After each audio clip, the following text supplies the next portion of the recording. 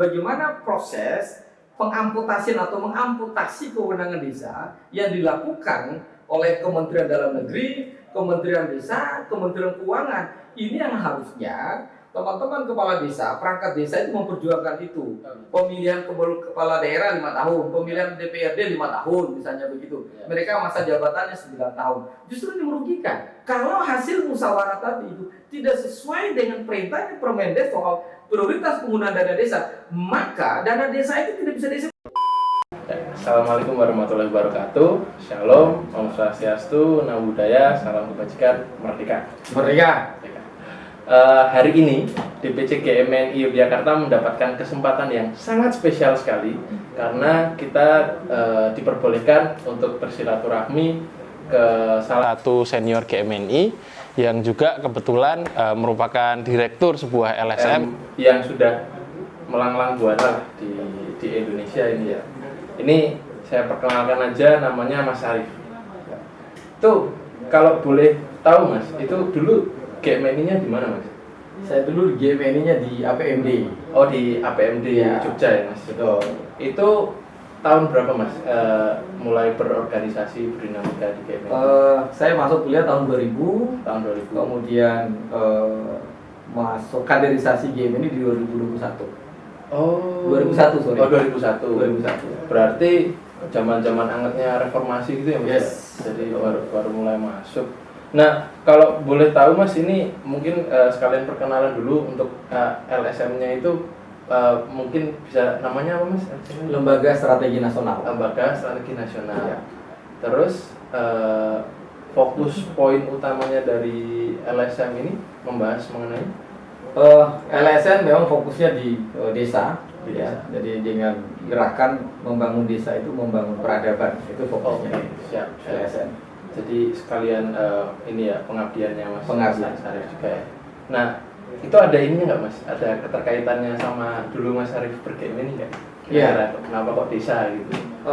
Yang pertama karena kampusnya itu adalah Sekolah Tinggi Pembangunan Masyarakat Desa. Oh, okay. Saya jurusannya adalah ilmu pemerintahan, yang dimana di kampus itu memang fokus desa. Lalu kemudian di GMNI karena bicara akar sejarah ideologi marxisme itu sangat erat dengan urusan desa menurut saya.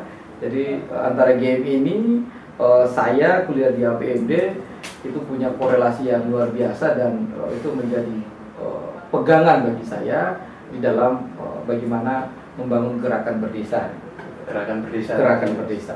Nah, kalau menurut Mas Arif sendiri, kenapa isu desa itu penting? Maksudnya untuk kita fokuskan. Iya.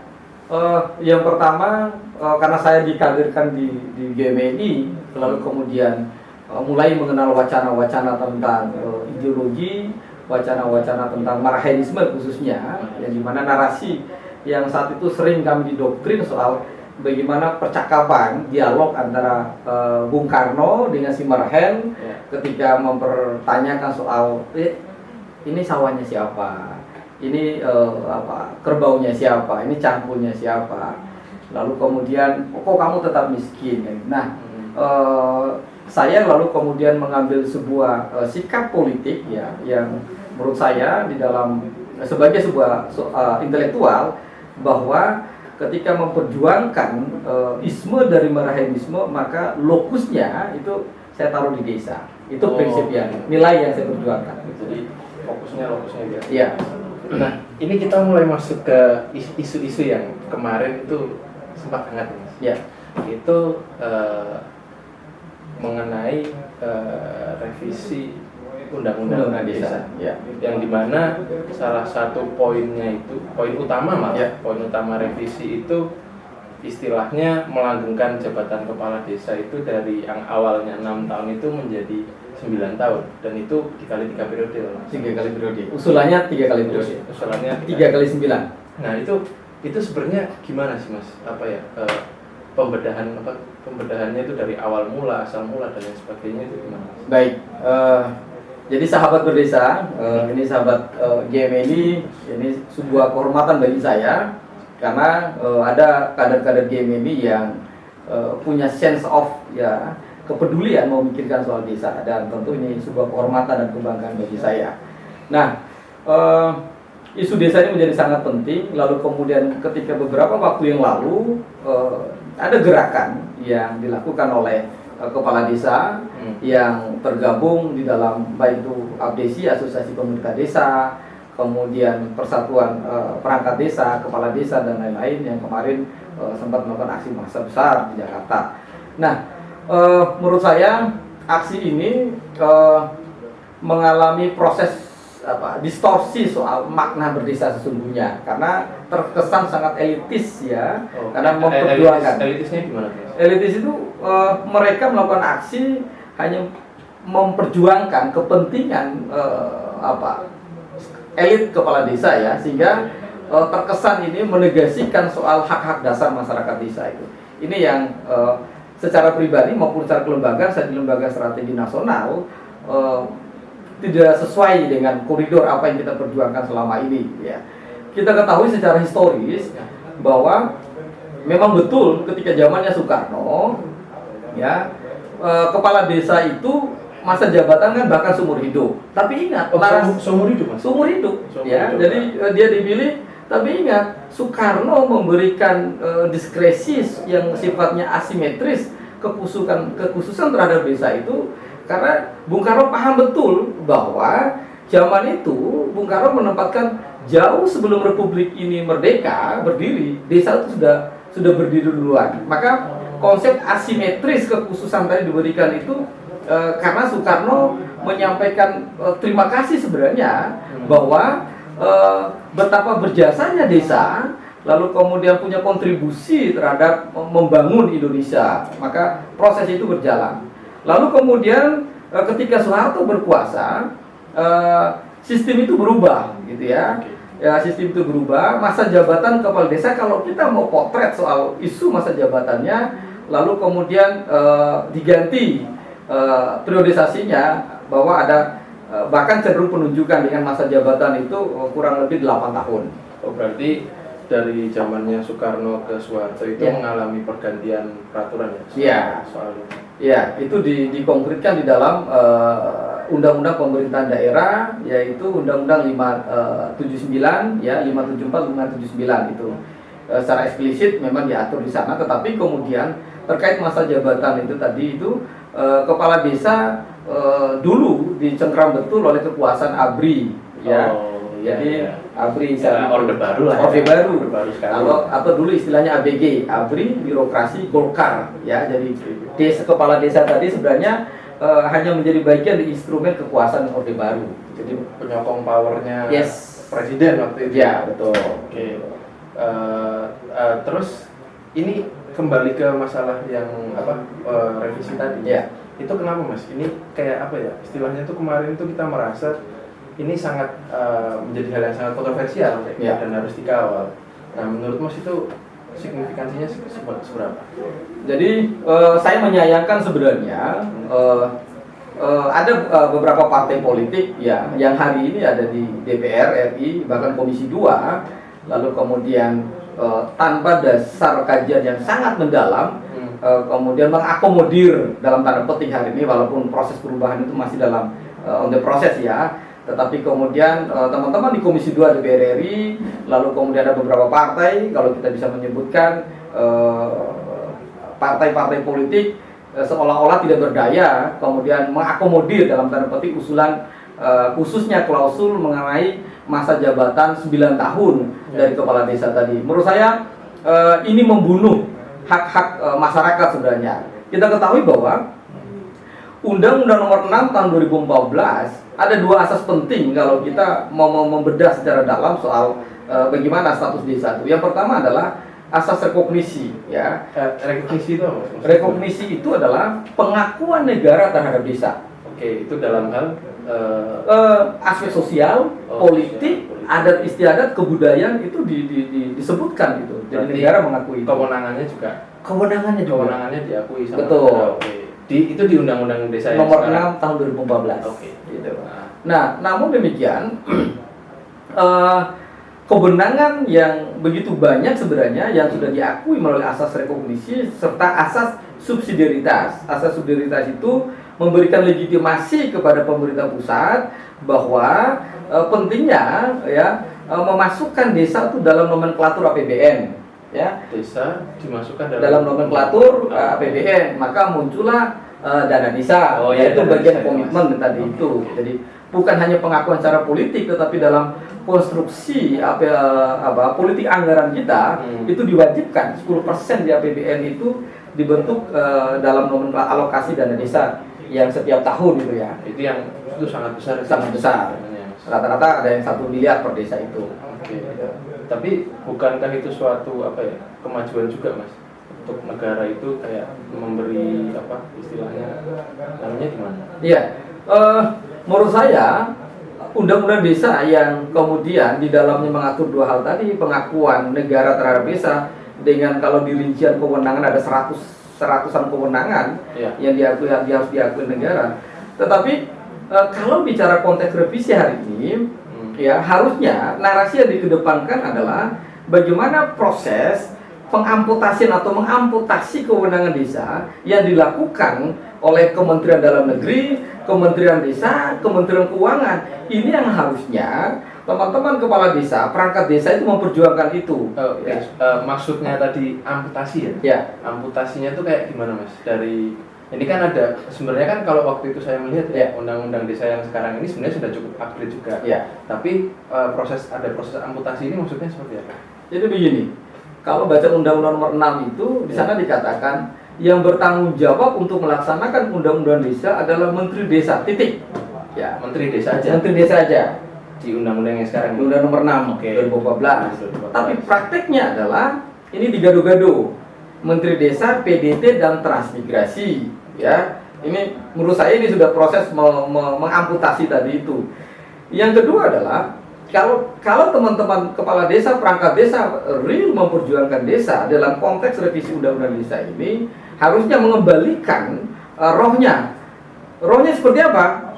Gimana? Ini urusan pemerintahan masih dipegang, dicekel itu oleh Kementerian Dalam Negeri. Pemerintah desanya, Mas? Urusan pemerintahannya. Oh. Nah, ini yang tidak disadari harusnya mengadvokasi gerakan revisi undang desa itu mengembalikan.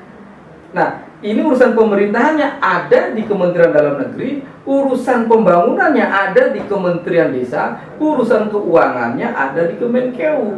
Jadi betapa tidak berdayanya desa akhirnya ketika mau membangun desa itu. Berarti kayak di dalam desa ini gaduh-gaduh sekali ya, Mas? Sangat gaduh-gaduh. Apa istilahnya di dalam desa ini harus koordinasi dan membaca peraturan-peraturan yang sedemikian banyak dari Betul. 3 kementerian terkait dan Ya. lain sebagainya. Itu kan problem tersendiri juga. Betul. Dari adanya amputasi itu tadi ya. Yes.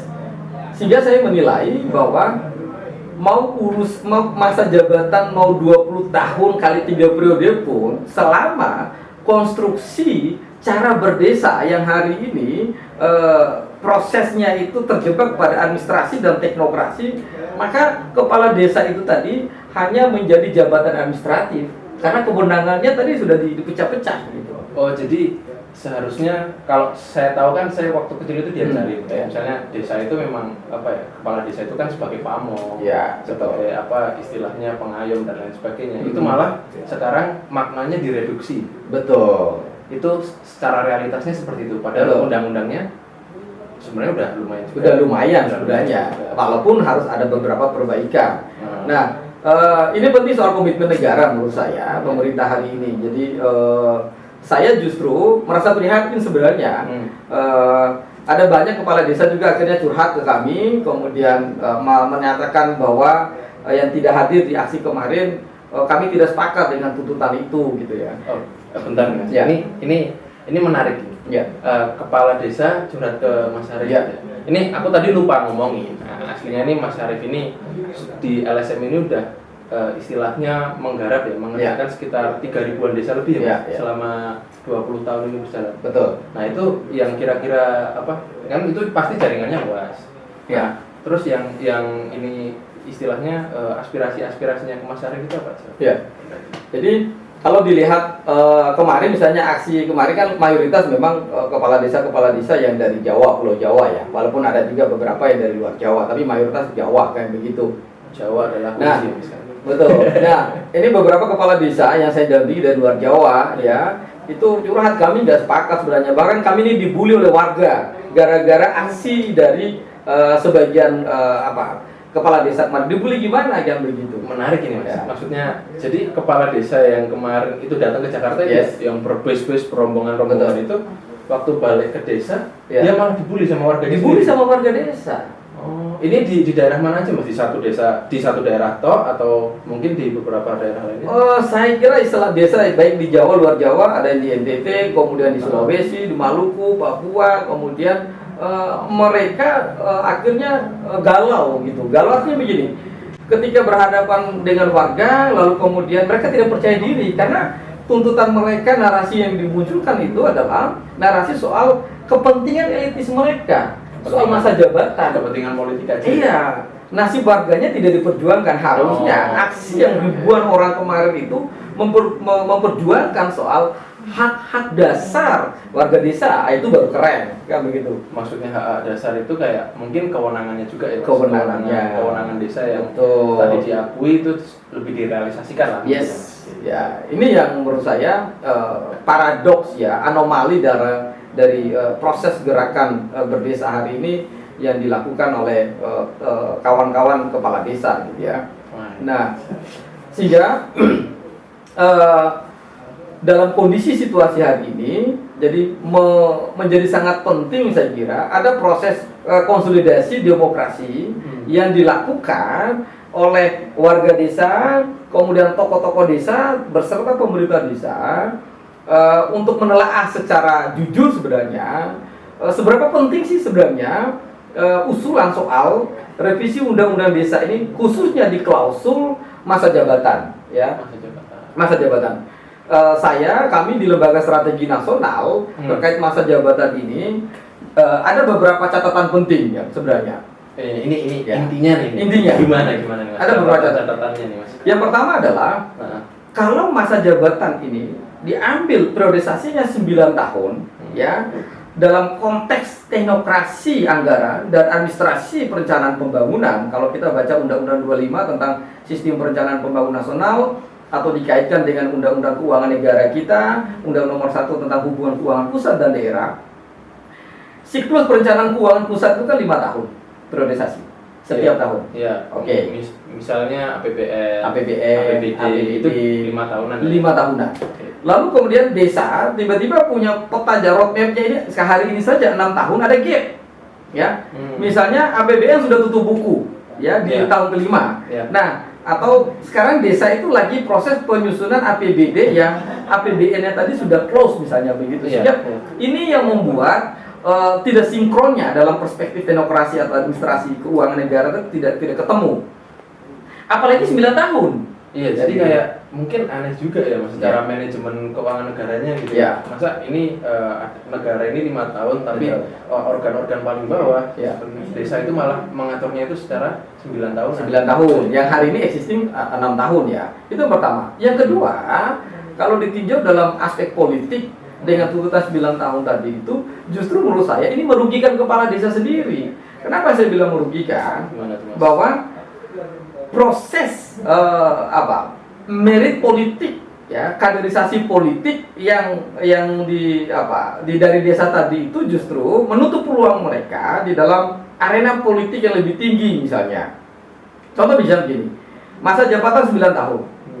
Sementara sirkulasi kekuasaan di atas supradesa, kabupaten, provinsi, pusat itu misalnya pemilihan kepala daerah 5 tahun, pemilihan DPRD 5 tahun misalnya begitu. Mereka masa jabatannya 9 tahun. Justru ini merugikan. Merugikannya? Kepala desa itu sendiri menurut saya. Oh, karena mereka ibaratnya cuma stuck di desa aja. Stuck di desa aja gitu ya. Nah, begitu juga secara politik, sosial politik bagi masyarakat. Karena apa? Anda bayangkan ketika 9 tahun berkuasa, lalu kemudian ada generasi muda yang ingin masuk, dia harus waiting list, nunggu 9 tahun baru ikut berproses, berkontestasi sebagai proses kaderisasi politik. Menurut saya ini sebuah anomali atau patologis dalam politik demokrasi kita, khususnya di aras lokal tingkat desa tadi itu. Mungkin ini yang teman-teman itu kemarin banyak membicarakannya soal melanggengkan dinasti di desa. Ya. Jadi kayak kenapa dinasti bisa langgeng karena kesempatan anak-anak mudanya itu tertutup. Betul. Kesempatan regenerasinya itu Iya. tertutup. Iya. Nah, tapi emang ini selentingan aja ya, Mas? Ya. Emang banyak ya, Mas, misalnya dari kepala desa terus ke DPRD, terus ke bupati dan lain sebagainya, itu menurut Mas Syarif yang udah keliling-keliling Ya. desa di Indonesia nih. Saya sudah bahkan bantu lah, nggak usah jauh-jauh di Jogja ini. Bantul aja. Bantul aja. Oke. Bantul Gimana aja itu ya. Bahkan ada mantan kepala desa bisa jadi wakil bupati ya. Itu Pak Joko itu mantan kepala desa Kepala desa. Yes. Oh. Ya. Wakil ketua DPRD Bantul juga itu tuh Pak Nur Subi, kalau boleh saya sebut nama, ya itu kepala desa juga gitu ya. Bahkan sebagian DPRD di Bantul itu kepala desa, di luar Jawa juga begitu. Jadi banyak ya. Karena kalau di pikiran saya nih, Mas, ya kan saya banyak baca artikel itu ya, kayak perwakilan di DPR, DPRD itu kan kebanyakan itu pengusaha gitu, Ya. bukan kepala desa ya. Mungkin itu saya salah aja gitu. Ya. Akhirnya ketemu Mas Arif gitu kan. Betul. Tapi itu terjadi proses. Itu terjadi. Itu Oh. terjadi. Jadi Jadi saya bilang, kualitas demokrasinya lumayan oke lah. ya, jadi ada tadi istilah saya kalau di birokrasi ada merit system. Merit Kalau di system. dalam proses ini disebutkan merit politik gitu ya. Jadi proses kontestasi di tingkat desa, jabatan kepala desa tadi itu, lalu kemudian dia punya peluang untuk berkontestasi tadi. Ini yang 6 tahun ini tadi yang mereka terjadi. Nah, kalau 9 tahun menurut saya justru ini bertentangan dengan pernyataan Menteri Desa yang menyatakan bahwa Gimana tuh statementnya? Nah, Menteri Desa bilang begini, alasan untuk revisi ini kan mereka tidak cukup masa jabatan 6 tahun. Ini alasan yang menurut saya yang dibuat-buat lah, mengada-ngada gitu ya. Tapi kajiannya mungkin kurang dalam. kurang jauh. Oke. Tapi yang paling penting menurut saya, ini ada sesuatu, misinya misi politik sebenarnya. Saya membaca gerak-gerik ini misi politik ya. Menarik ini. Saya menyayangkan sebenarnya ini kepala desa ini hanya dijadikan komoditi politik oleh partai politik hanya menjelang pemilu 2024. Ibaratnya mungkin secara kasarnya untuk Ya. jualan dagang aja gitu ya, Mas. Atau Ya, sangat marketable. Kepala desa ini ya. sangat marketable ya. Untuk dijadikan komoditi politik di dalam menghadap pemilu 2024. Itu. Berarti kalau bisa disimpulkan sebenarnya arah kebijakan revisi undang-undang desa ini Ya. itu hanya istilahnya revisi politiknya aja, tapi malah tidak mempertegas atau memperkuat kewenangan-kewenangannya Ya. desa itu tadi ya. Saya sampai hari itu menunggu pernyataan Menteri Desa atau teman-teman dari Komisi 2 DPR RI atau siapapun ya partai politik yang hari ini mendukung proses revisi undang khususnya berkaitan dengan negosiasi masa jabatan kepala desa. Saya ingin menunggu ini bahwa revisi undang-undang desa itu memastikan bahwa urusan desa sebagaimana perintah undang-undang desa itu menterinya tidak gaduh-gaduh. Jadi desa hanya diurusi satu kementerian aja. Satu kementerian. Oke. Dengan rancangan begini. Biar optimal ya, Mas ya. Iya, di Kementerian Desa itu urusan pemerintahannya ada di Kementerian Desa, urusan pembangunannya ada di Kementerian Desa, urusan pemberdayaannya ada di Kementerian Desa. Yang hari ini terpecah-pecah. Hari ini dibagi ke Iya. 3 kementerian tadi. 3 kementerian tadi itu. Tapi itu belum ada ya, Mas ya. Nggak ada speak up soal itu, nggak ada narasi yang dibangun soal itu gitu loh. Nah, saya kasihan sebenarnya dalam kondisi bagaimana ketidakberdayaan teman-teman di desa, kepala desa misalnya. Iya sih, Mas. Anda bayangkan antara Kementerian Desa dengan Kementerian Dalam Negeri bahkan Kemenkeu ini berebut untuk menerbitkan peraturan yang mengatur soal desa tadi itu. Kenapa rebutan, Mas? Maksudnya? Nah, karena ini kan ada kepentingan politik. Oke. Ada kepentingan politik yang kuat. Ini bukan zero politik. Urusan revisi undang-undang desa dengan menunggangi, memanfaatkan ketidakberdayaan kepala desa tadi itu menurut saya. Jadi malah 3 kementerian ini mengeluarkan peraturan yang Ya. banyak, ya. Itu saya mikir, Mas, kalau jadi kepala desa itu kira-kira membaca peraturan yang keluar Nah. terus-menerus. Maksudnya saya sebagai mahasiswa hukum aja gitu ya. Kalau Betul. ada undang-undang baru keluar itu kan misalnya dikaji itu kan juga udah lama dan sulit gitu loh prosesnya. Apalagi mungkin teman-teman kepala desa yang itu kan desa itu kan ada banyak banget ya, Mas. Ya. Ratus-ratusan ribu mungkin di Indonesia Betul. kayak gitu. Itu kan tafsirnya aja mungkin nggak sama kayak gitu. Jangankan kepala desa, level bupati pun, kepala-kepala dinas tidak mampu menerjemahkan secara letterlek, secara substansi berbagai peraturan bertubi-tubi yang digencarkan di daerah, apalagi di desa. Oke. Yang secara pendidikan, kapasitas, kemampuan SDM di internal pemerintahan tadi itu, lalu kemudian memahami aturan yang begitu banyak tadi itu, ya saya bilang hari ini ya kasihan kepala desa, perangkat desa, mereka hanya menjadi mandor administratif, hanya menjadi pejabat perangkat administratif untuk mengeksekusi tadi memahami peraturan tadi itu. Jadi mereka cuma kayak istilahnya pelaksana ya, tapi kan seharusnya mereka itu yang tahu dong. Betul. Potensi desanya mereka sendiri. Betul. Mereka yang bisa mengelola dengan kewenangan yang kuat gitu mungkin. Ya. Tapi ini istilahnya Mas Arief tadi diamputasi.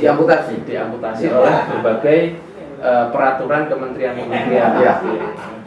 Misalnya begini, setiap tahun Kementerian Desa itu menerbitkan namanya Permendes tentang prioritas penggunaan dana desa. Pertanyaannya adalah, di mana asas kewenangan tadi, rekognisi pengakuan negara melalui forum musyawarah desa tadi untuk menentukan desa itu arah pembangunan ini kemana? Ini kan diamputasi. Karena apa? Kalau hasil musyawarah tadi itu tidak sesuai dengan perintahnya Permendes soal prioritas penggunaan dana desa, maka dana desa itu tidak bisa dieksekusi. Oh, jadi itu yang istilahnya kemacetan birokrasinya di situ. Bukan kemacetan, malah itu proses birokratisasi dan administrasi desa itu justru dilakukan di situ. Oke. Jadi misalnya desa ini udah susah-susah musyawarah. Ya, kita musyawarah nih. Kita musyawarah kan pasti kan menyatukan berbagai pikiran di desa itu kan juga tantangan tersendiri. Yes, betul. Kita udah buat rapi-rapi dan lain sebagainya. Ya.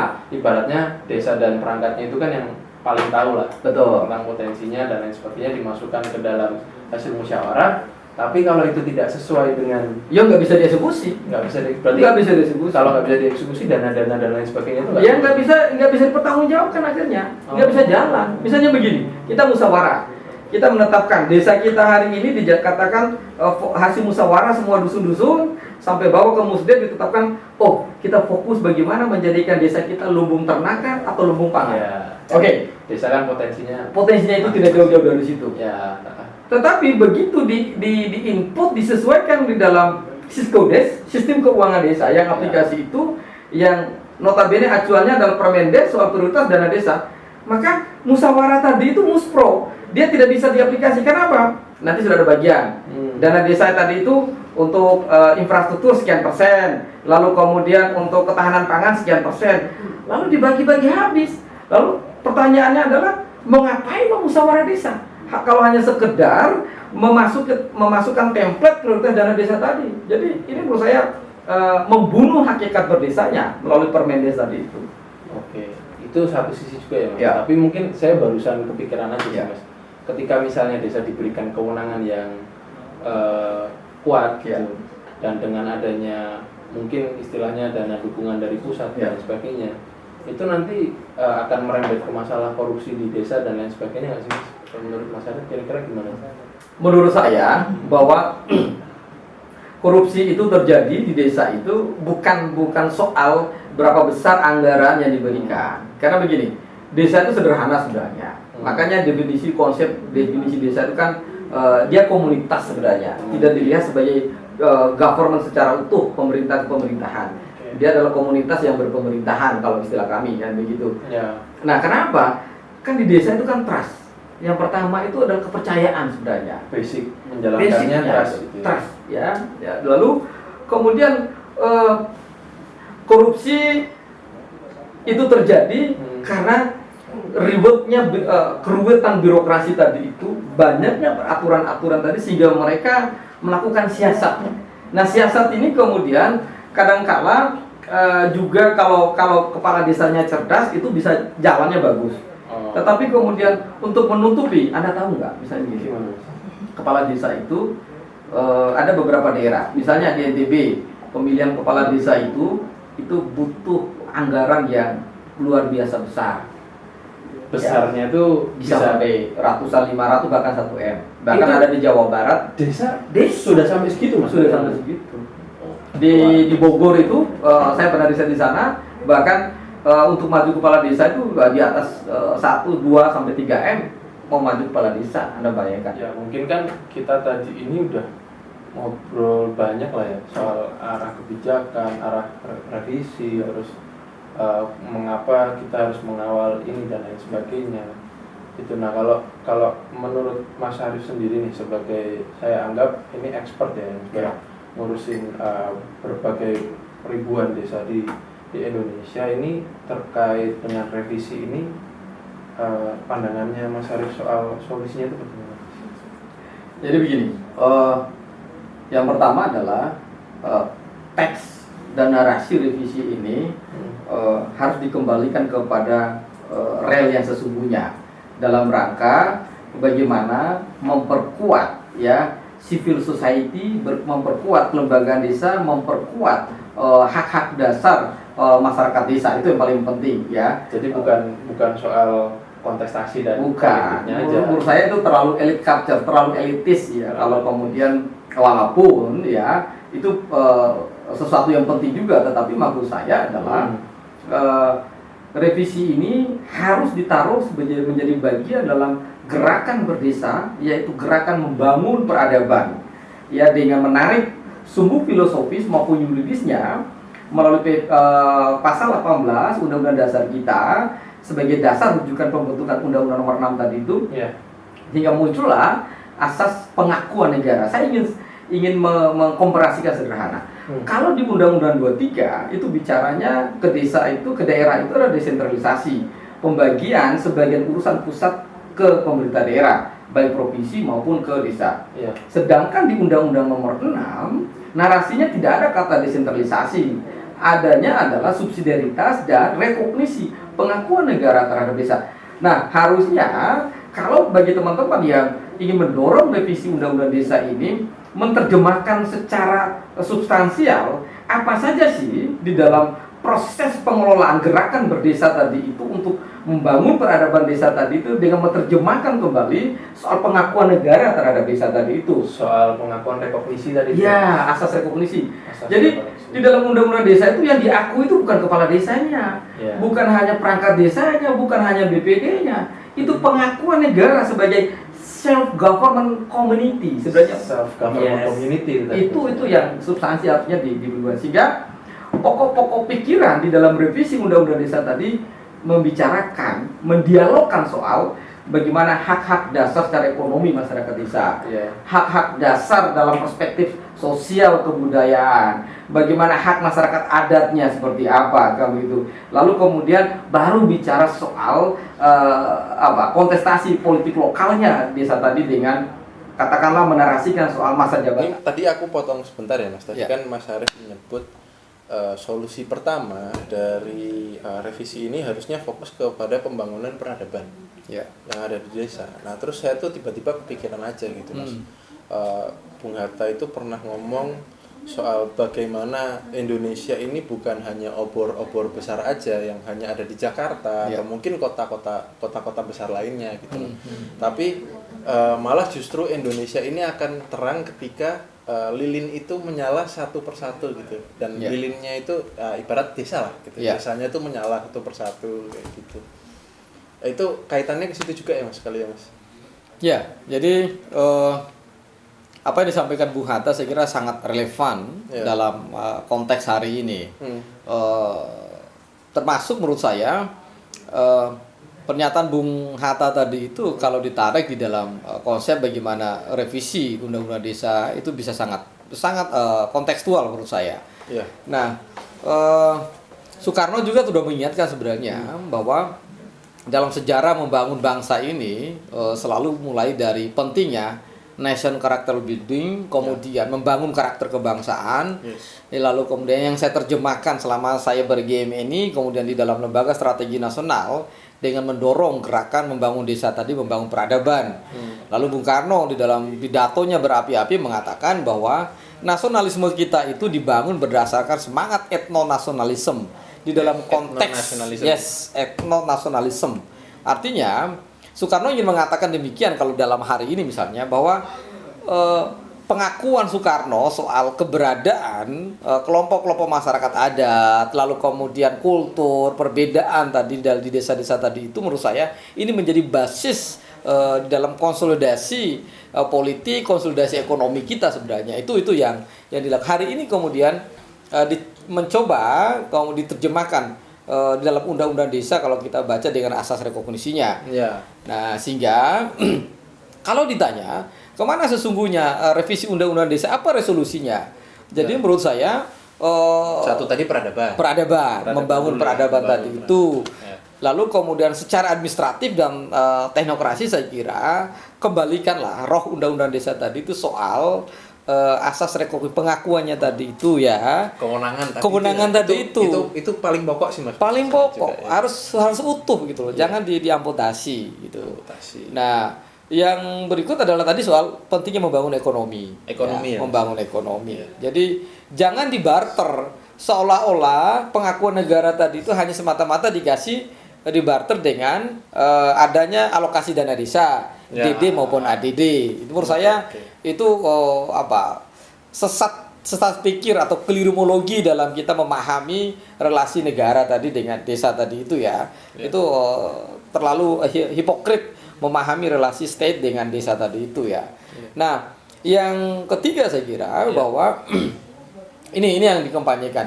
Dalam undang-undang desa itu juga disebutkan dari satu bab khusus bahkan ada pengakuan negara soal keberadaan desa adat, pembentukan desa adat. Nah, ini itu. Saya belajar hukum adat itu juga itu juga Mas Habib. Juga istilahnya kan masyarakat adat ini sering istilahnya sering menjadi minoritas lah, sering menjadi pembangunannya itu istilahnya mereka terpinggirkan gitu loh. Betul. Jadi mereka hanya dieksploitasi dan lain sebagainya sehingga ini menambah rumit ya kaitannya sama agraria juga sih gitu dan lain sebagainya. Tapi itu selentingan aja Mas. Nah kalau boleh ngomong soal ekonomi tadi, sebenarnya ini tuh juga kita di DPC ini ngelihatnya itu sangat miris gitu. Mungkin saya sama teman-teman gitu kan. Karena di Jogja ini ada beberapa komisariat yang punya desa binaan gitu, dan mungkin kita juga kadang-kadang suka keliling gitu Mas ke desa-desa itu sebenarnya potensi ekonomi desa itu sangat besar. Betul. Contoh di Bantul Selatan itu sekali jual hasil panen bawang itu bisa puluhan juta gitu. Itu melebihi gaji-gaji di ASN. Tapi itu pun mereka masih istilahnya selain mungkin ekonominya tidak dikembangkan, hanya beberapa aja yang punya ilmu soal ekonominya, ada kayak istilahnya kemiskinan struktural di bagian cukong-cukong tadi itu Mas. Nah itu mungkin juga mungkin arahnya situ ya, itu selentingan aja ya Mas. Mungkin tadi yang soal adat itu kelanjutannya gimana Mas? Jadi ada salah satu tokoh yang menurut saya di dalam proses penyusunan undang desa itu namanya Yando Zakaria. Bang Yando ini salah satu expert ya, orang yang konsen betul soal bagaimana kalau terjemahan saya membangun peradaban desa melalui merekonstruksi ulang ya, mengangkat derajatnya warga masyarakat desa, masyarakat adat tadi itu dalam undang-undang desa. Ini Bang Yando ini sangat oke gitu ya. Saya melihat hari ini di dalam praktek empirisnya bahwa keberpihakan secara politik pemerintah, para elit-elit politik, baik itu bupati, gubernur, bahkan tokoh-tokoh politik lokal di tingkat kabupaten soal membentuk desa adat ini menurut saya masih sangat minim ya. Minimnya tuh gimana Mas? Mungkin bisa dijelaskan. Misalnya begini, kita ambil case lah di Kalimantan, misalnya Pulau Kalimantan, yang secara genealogi sebenarnya mereka adalah berasal dari kelompok masyarakat adat sebenarnya. Tapi dilihat dari daftar pemekaran pembentukan desa hampir minim, mikro, sangat minus ya soal lahirnya pemekaran desa-desa adat. Yang justru itu desa administratif yang justru banyak dimekarkan. Tapi desa adat ini seolah-olah dikerengkeng mereka, tidak pernah ada upaya untuk bagaimana pembentukan secara resmi misalnya kan itu. Hanya ya paling mereka hanya menjadi LKD, lembaga kemasyarakatan desa, lembaga adat itu tadi itu ya. Tapi ini kan bukannya soal desa adat ini negara juga udah mempermudah regulasinya ya. Misal itu kan kalau kita mau mengajukan perihal masalah desa adat itu bisa diajukan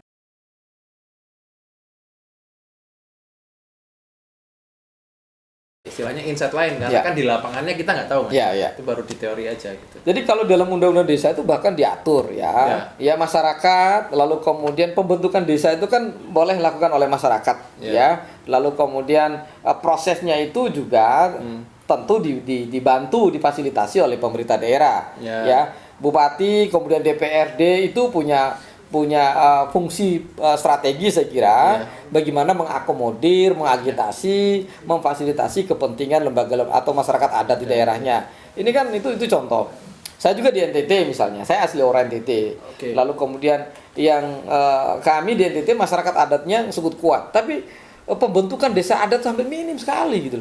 Justru yang dimekarkan tuh ya desa-desa administratif gitu ya. Kita punya contoh Bali. Bali itu bagaimana harmonisnya, bagaimana menariknya secara ekonomi, secara sosial, bahkan secara politik.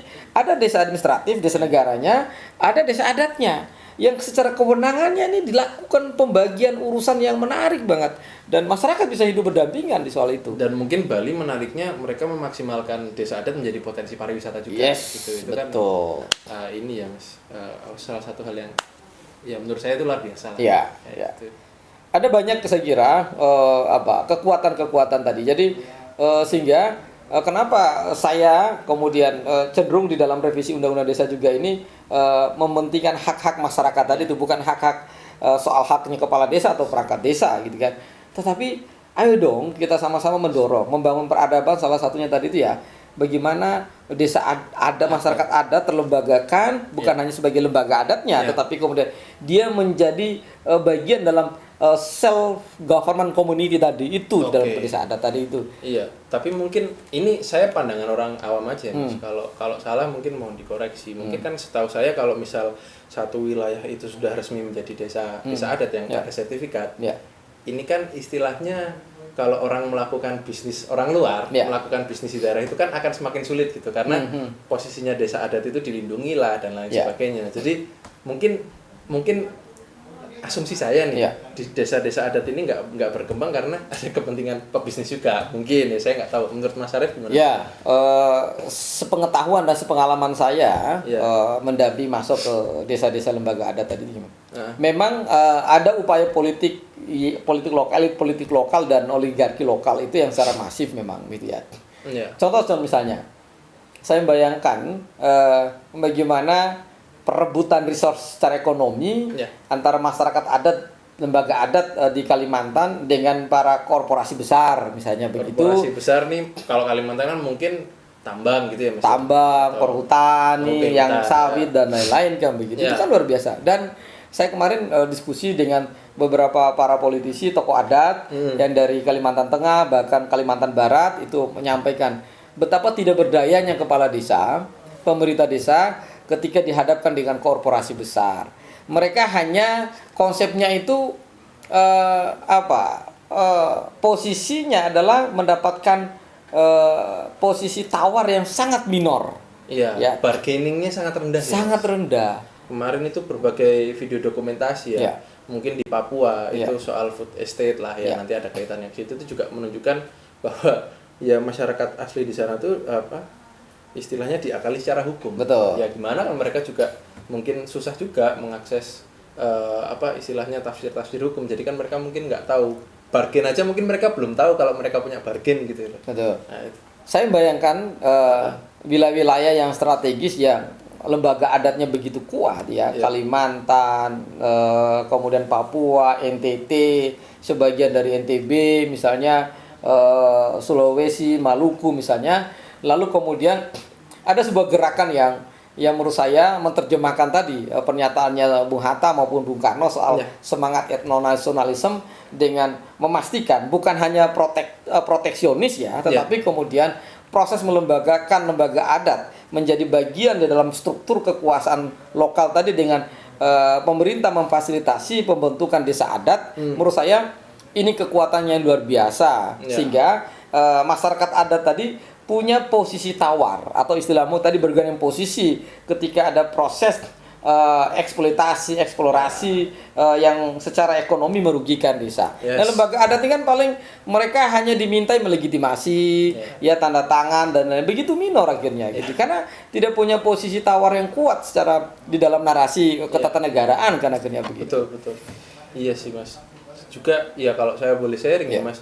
Sebenarnya soal pengawalan masyarakat ini kan mungkin kalau menurut saya pribadi itu semangatnya di mahasiswa ini masih belum terlalu banyak lah.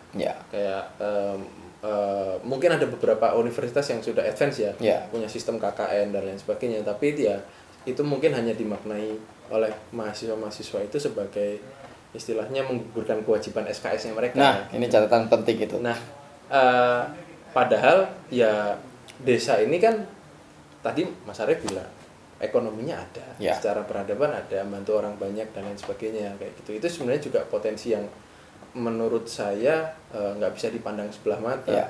Podcast yang kemarin kita juga bikin podcast Mas, kayak ada kader kita yang waktu itu menjadi wakil menteri di pemberdayaan masyarakat di salah satu univ di Jogja itu juga ya menyoroti soal itu. Jadi saya hanya copy omongannya juga sih kayak sama ini. Nah, menurut Mas Arief itu gimana tuh Mas? Ini yang menjadi kekhawatiran saya juga kemudian kenapa saya membuka diri bahkan menyampaikan kritik yang termasuk keras ya terhadap perguruan tinggi misalnya begitu. Ya. Misalnya program KKN. Saya ingat betul saya pernah mahasiswa juga menjadi KKN ya peserta KKN gitu. Lalu kemudian ada proses yang menurut saya sangat karikatif bahkan justru dalam tanda petik ya menghina posisi masyarakat desa dengan KKN yang hari ini menurut saya. Kok bisa menghina Mas? Lah iyalah. Gimana? Anda bayangkan bahwa KKN itu harusnya jembatan emas bagaimana mempertautkan ide-ide para intelektual dengan gagasan yang indigenous, potensi kekuatan lokal tadi itu melalui KKN. Tapi ini kan tidak terjadi. Karena tadi kamu udah menyampaikan bahwa ini hanya sekedar proses menggugurkan akademik secara kewajiban akhirnya begitu. Jadi Anda bayangkan harusnya KKN itu menjadi proses inkubasi intelektual bagaimana pengetahuan itu mengakar mengetahui denyut nadinya masyarakat, tapi kan tidak terjadi itu. Iya sih Mas, mungkin karena juga ya nggak tahu juga ya, mungkin kan bahkan kita sempat banyak lah mahasiswa yang cerita itu kayak ketika kembali ke desa tuh malah merasa asing juga. Nah, itu saya juga miris ya. Gitu kayak mungkin mereka kaku-kaku, mungkin nggak tahu pendekatannya bagaimana, mungkin potensi pengolahannya bagaimana, itu juga masih minim lah, walaupun harus diapresiasi ya. Dengan adanya program KKN itu kita istilahnya kembali mengakar gitu, istilahnya betul. Kembali ke masyarakat gitu. Tapi kan ada potensi yang masih sangat bisa dikembangkan dari proses KKN itu.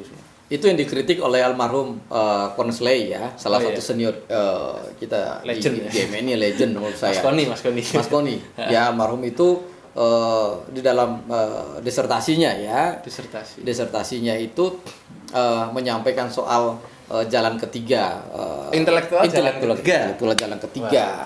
Itu kegamangan beliau sebenarnya bagaimana para intelektual muda kampus itu hanya berdiri di Menara Gading sebenarnya. Itu kritik tajam beliau soal bagaimana posisi intelektual. Nah, fakta lapangan saya temukan juga bahwa betapa generasi muda yang hari kita sebut sebagai generasi bukan lagi generasi milenial tapi generasi Z tadi kan kemudian sense of berdesanya, keberpihakan, keberhatian terhadap desa tadi itu hanya lip service gitu ya.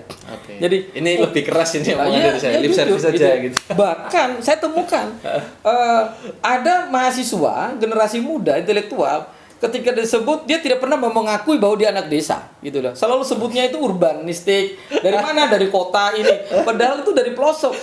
Ada perasaan minder. Ini kan ironi, ya kan? Ini kenapa kan banyak yang kayak gitu soalnya Mas.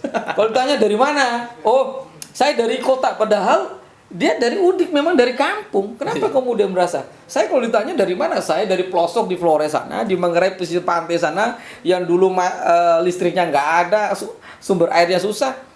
Kenapa kita?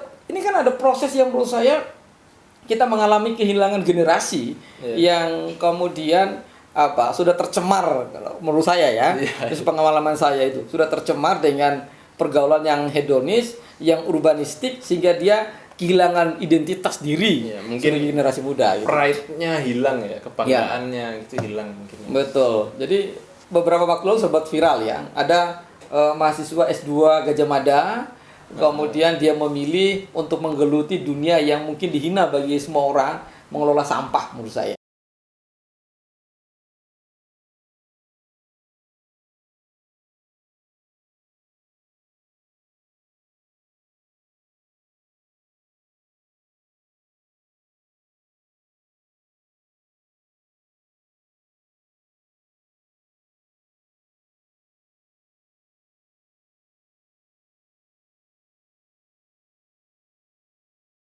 sih Mas, sharing-sharing aja Ya. walaupun ini agak dari yang tadi tapi ya itu juga perlu kita bahas lah. Betul. Mungkin satu pertanyaan terakhir Mas, Ya. karena ini juga udah pembahasan intinya gitu kan. Ya. Mungkin ini kayak lebih kepada kita sebagai kader GMNI ya. Betul. Nah, mudah-mudahan kan podcast ini ditonton nggak cuma di Jogja aja Ya. gitu, tapi kan mudah-mudahan di banyak Bisa tempat, menginspirasi lah, bisa ya, menginspirasi dan generasi muda berdesa. ya mungkin nggak cuma GMNI lah dan Ya. yang lain sebagainya, tapi menurut Mas Arief nih Ya. yang juga dari GMNI yang juga sudah menggeluti desa sedemikian rupa, signifikansinya kader GMNI tentang kepedulian di desa itu gimana? Ya. Saya pernah berdiskusikan ini dengan Mas Koni juga sebagai saya anggap beliau mentor selain senior kan begitu dalam ilmu politik ya gitu. Jadi saya merumuskan saat itu di dalam pencarian saya soal bagaimana cara mengkristalisasi ideologi marhanisme tadi itu di dalam kondisi kontemporer hari ini ya kan. Yeah. Nah, karena basically kita kan ya bergeraknya dari Marhanisme itu. Marhanisme tadi itu. Saya lalu merumuskan di dalam saya menjalankan misi organisasi LSNI tadi itu menerjemahkan bahwa marhanisme itu dalam kondisi kontemporer adalah desaisme ya.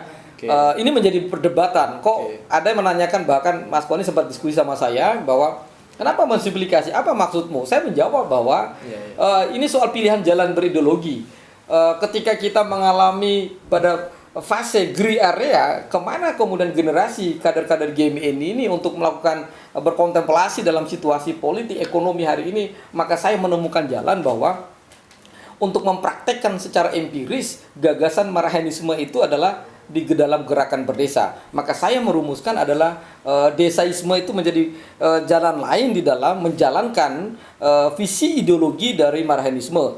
Maka kalau boleh mengajak para sahabat berdesa kader-kader GMNI menurut saya ini kan sekalian Ya. mungkin dilihat orang banyak. Ya. Kalau Mas Arief gimana gitu, Ya. ada pesan-pesan Jadi sekalian aja Mas. menurut saya bahwa sudah saatnya gerakan mahasiswa nasional Indonesia mengambil jalan alternatif, membumi hanguskan soal ideologi marhanisme tadi itu dengan memasuk ke dalam jalan berdesa ya. Jadi marhanisme itu boleh kok kita terjemahkan di dalam ismenya, yaitu gerakan berdesa atau desaisme tadi itu, dan itu sangat relevan ya dalam kondisi hari ini.